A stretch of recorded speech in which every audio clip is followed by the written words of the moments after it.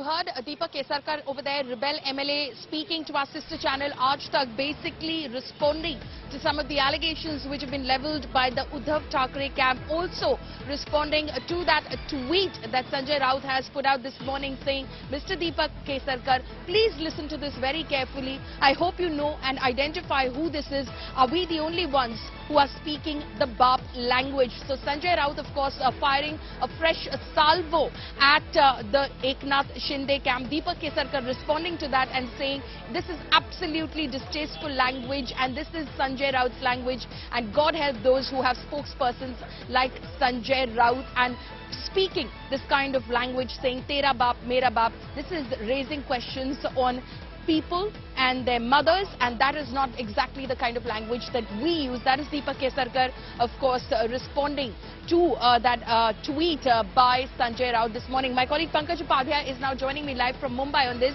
Good morning to you, Pankaj. The war of words between the two sides, the Eknath Shinde camp and the Uddhav Thackeray camp, only getting uglier by the day, nastier by the day, and quite bitter as well. Pankaj.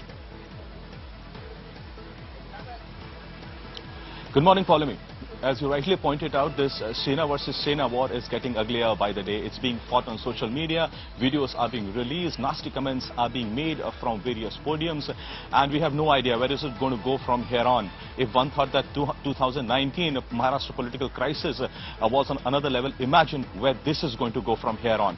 But, as I said, war of words continue, ugly war of words continue in Mumbai and Maharashtra, and I think this polemic just goes on to show the desperation of the leaders on both the factions at this point of time. Interestingly, yesterday, Aditya Thackeray had said that on 30th of May, Eknath Shinde was offered the post of Chief Minister by none other than Uddhav Thackeray himself, and today we have the Rebel camp MLA clearly saying that he never, Eknath Shinde, never wanted to become the Chief Minister. So here is the situation. Who is to be believed after all? Because, you know, these are not just accusations that are being leveled, big statements are being made, but who is to be believed at this point of time?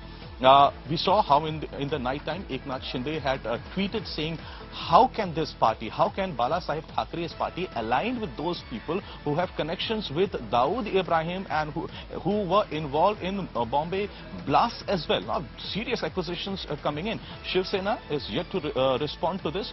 I'm outside Sanjay Raut's place. I'm going to put this question to him. Let's see what he says. In the morning hours, Sanjay Raut, of course, has tweeted an old video of MLA Gulab Rao Patil, and yesterday itself he had commented that there were many Shiv Sena leaders, you know, who had risen from the lower levels. He said one was a cycle thief, another was a pan making guy, and he says after this they are going to go back to their original jobs, because whatever they had earned in their lifetime was because of Shiv Sena. But the kind of language that is being used, you know, the level to which the politics in Maharashtra has gone down really clearly shows the desperation of all the parties here.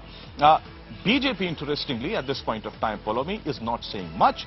Their MLAs and their leaders say that they have been advised not to talk to the media, but clearly Shiv Sena is blaming the BJP. Sanjay Raut says that the Bharatiya Janata Party is behind whatever is happening. He has gone on to the extent of saying that Devendra Fadnavis should stop interfering in this matter and he should preserve whatever dignity is left of him. So this war is only intensifying. Shiv Sena, however, also says that they are legally very fortified on two contentious issues. Shiv Sena says that the splinter group with two-thirds majority cannot escape the anti-defection law unless they merge. They cite that after 2003, it is impossible to escape the anti-defection if you are not merging with a party. And at the same time, on the issue of Chief Whip, they maintain here again they are legally fortified and that these MLAs are going to be disqualified because Chief Whip is appointed by the original party and not by the legislature party. As well. Okay, so this is definitely turning out to be a big legal battle, because that will be the big focus today in the Supreme Court as well. The legal turn of things that this battle between the two Sena factions has taken. Pankaj, thank you so much for joining us.